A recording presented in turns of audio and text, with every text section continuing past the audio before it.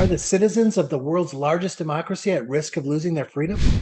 If so, who is fighting back? Prime Minister Narendra Modi calls India the mother of democracy, but many critics say democracy is deteriorating under his leadership. Furthermore, critics say Modi has concentrated power within the central government.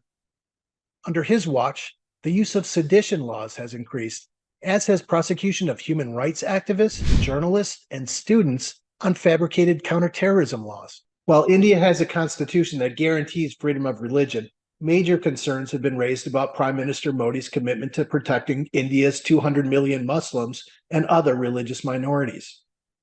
Questions about religious discrimination have dogged Narendra Modi ever since he was Chief Minister of Gujarat, a state on the western coast of India. In the aftermath of a 2002 train fire that killed 59 Hindus and was blamed on Muslims, Modi allegedly told police to look the other way while Hindus extracted their revenge. The violence that followed killed over 1,000 people, the majority Muslim. After the incident, the United States even revoked Modi's visa under a law that targets government officials responsible for severe violations of religious freedom.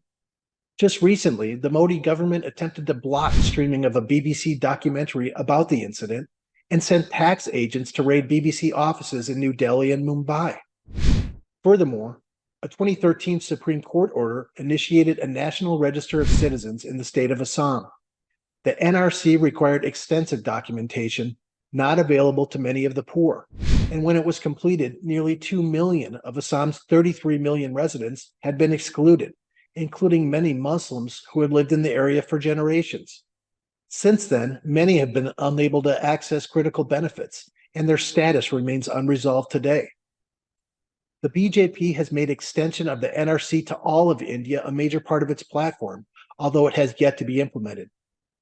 Modi has not specified what he would do with the tens of millions of people it would render stateless. In 2019, the Modi administration also passed the Citizenship Amendment Act, which fast-tracks asylum claims of non-Muslim immigrants from neighboring countries.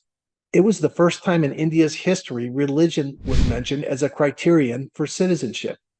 The CAA's passage triggered protests across the country and led to rioting in Delhi that resulted in over 50 deaths. Again, police were seen turning away from the violence and in some cases even participating on the side of Hindus. Several BJP-run states have also passed love jihad laws meant to curb the practice of Muslim men marrying Hindu women.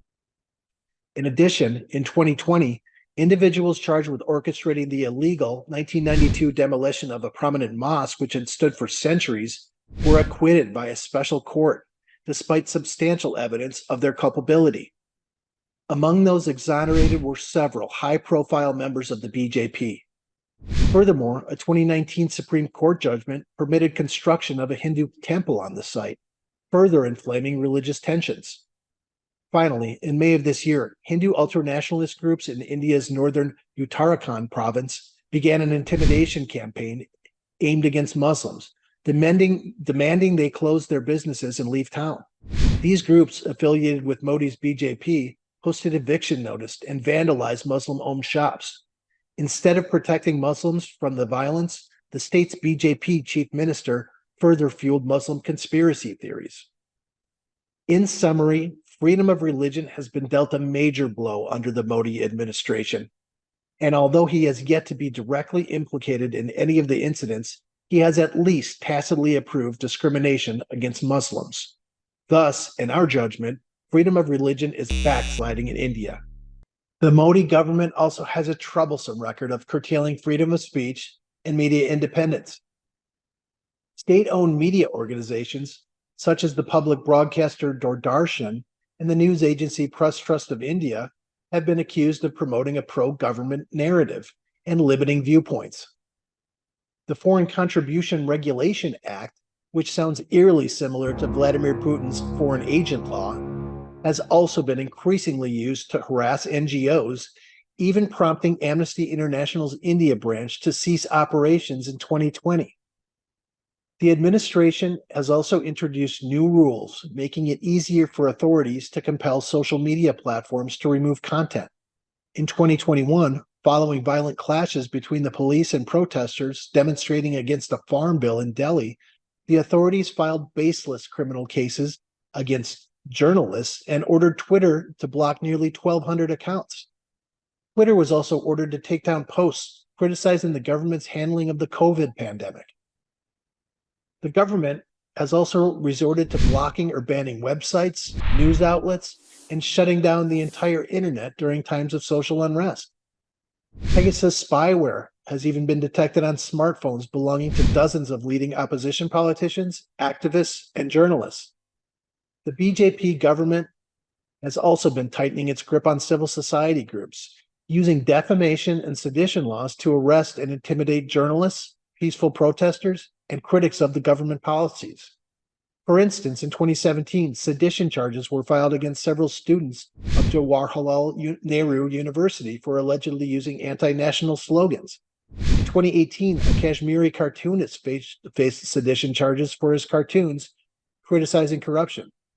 Modi has even referred to peaceful protesters as parasites and has called international criticism of his authoritarianism destructive foreign ideology, echoing another of Vladimir Putin's favorite refrains. Fortunately, India's Supreme Court has intervened, and the sedition law was suspended in 2022. At least in this case, it seems India's democracy has prevailed. All these actions curtail the free flow of information and limit the ability of citizens to access diverse perspectives, a clear loss for the future of India's democracy. In summary, Modi is guilty as charged for restricting freedom of expression for India's citizens. In addition to civil liberties, critics say Modi has eroded the institutional checks and balances that are critical to a functioning democracy. Although India's constitution establishes an independent judiciary, there have been instances of the executive encroaching on its impartiality. In 2017, there were allegations Modi's government put pressure on the Chief Justice of the Supreme Court in the politically sensitive case of another Supreme Court judge's death. There have also been instances where judges who have ruled against government policies have faced consequences. Justice Jayant Patel was transferred out of the Karnataka High Court shortly after he cleared the way for an investigation into the killing of 4 people in Gujarat in 2005 when Modi was chief minister. In 2018, 4 senior justices of the Supreme Court made an unprecedented public complaint about the administration's influence on the allocation of its cases. And the administration has allegedly delayed the appointment of key judges to avoid scrutiny of its actions. Modi has also made liberal use of the president's rule, a provision in the Indian constitution that allows the central government to take control of a state in exceptional circumstances. One notable use was in Jammu and Kashmir in 2019. Per the Indian constitution, Jammu and Kashmir had been administered as an independent state since 1952. By invoking the president's rule, Modi revoked the special autonomous status of the region, leading to widespread protests, international criticisms, and inflamed tensions with both China and Pakistan, who both have unresolved territorial claims in the region. Although any tension with China is cool with us. There have also been allegations that the Modi government has sought to weaken or control institutions such as the Reserve Bank of India, the Central Information Commission, and the Central Bureau of Investigation. Look, unlike Modi's restrictions on freedom of religion and freedom of expression, these incidents are a little less clear-cut. Where there is authoritarian smoke, there's usually fire, but we do recognize arguments on both sides of these issues. Thus, we urge caution ahead for India's democracy. Fortunately, the rise of authoritarianism in India has brought about a corresponding rise of resistance from those brave enough to challenge Modi's rule. The People's Union for Civil Liberties, established by Jayaprakash Narayan during the emergency in 1976, has been at the forefront of defending freedom of expression, religious tolerance, and the rights of marginalized communities. The PUCL claims its members have been put under pressure from authorities, harassed, and put under surveillance, and the Modi government has now labeled them as a foreign-funded organization, subjecting them to legal challenges. And yet they persist. Meanwhile, scandals have repeatedly exposed bribery and other malfeasance under the Modi administration. Anna Hazare gained international prominence in the early 2010s for his anti-corruption movement, particularly his support of the Lokpal bill.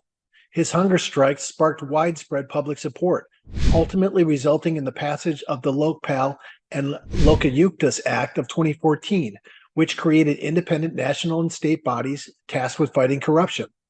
Although Modi co-opted the movement during his election campaign, his administration has made little progress on putting it into operation.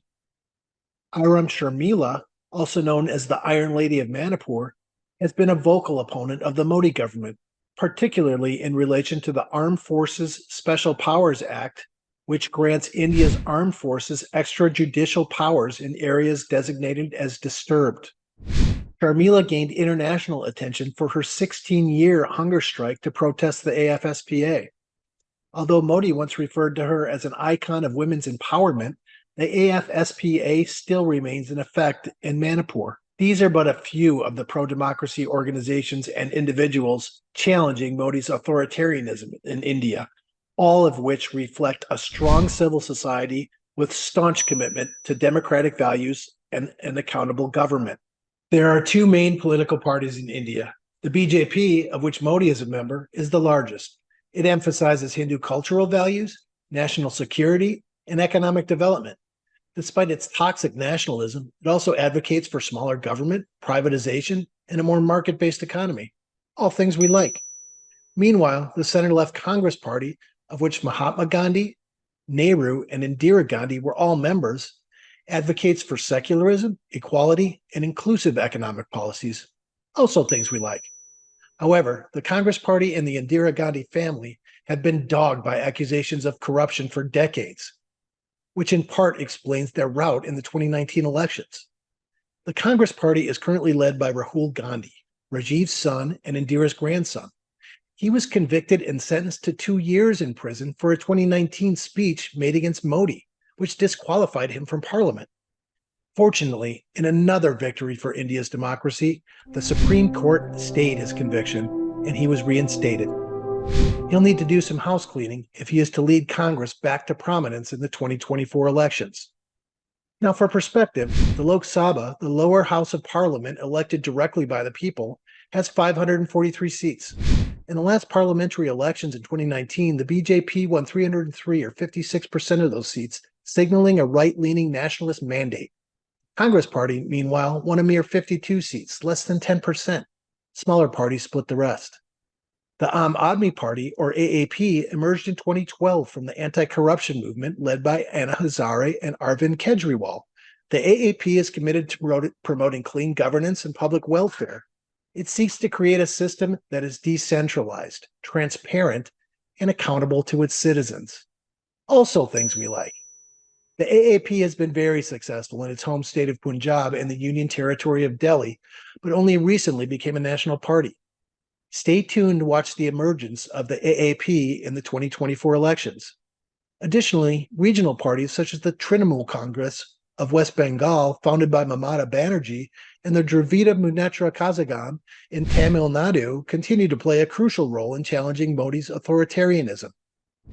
But the most significant development in the past decade for the opposition of Modi was the formation of an alliance in July of this year, when more than 24 opposition parties formed an alliance given the acronym India. The alliance said in a statement the BJP was assaulting the character of the republic and pledged to safeguard the idea of India as enshrined in the Constitution. Watch for their performance in the 2024 elections. In summary, Narendra Modi is guilty of curtailing freedom of expression, freedom of religion, and to some extent, institutional independence in India. The threat Modi's brand of nationalism poses to India's democracy is very real, and his views are antithetical to Mahatma Gandhi's vision of an inclusive and religiously tolerant India. But if you find all the information about censorship, arrests, and religious discrimination as concerning as we do, take heart. According to Freedom House, India's elections continue to be free and fair at both the federal and local levels. Political parties are generally able to form without interference, and parties representing a wide range of interests regularly compete. Women and members of religious and ethnic minorities vote in large numbers and still have the opportunity to gain political representation. From that perspective, India's democracy is alive and well, giving the Indian people an opportunity to change course via the ballot box. We hope they do, and we hope for victories for the India Alliance in the May 2024 elections. It would be a blessing for the future of democracy and hence for the future of humankind. India is a critical democratic ally of the West, and a thriving Indian democracy can serve as a bulwark of freedom against China's brand of oppressive authoritarianism. As Americans, we want India to be our BFFs in standing for democracy and human rights globally. Long live the great and diverse Indian people, and long live the resistance.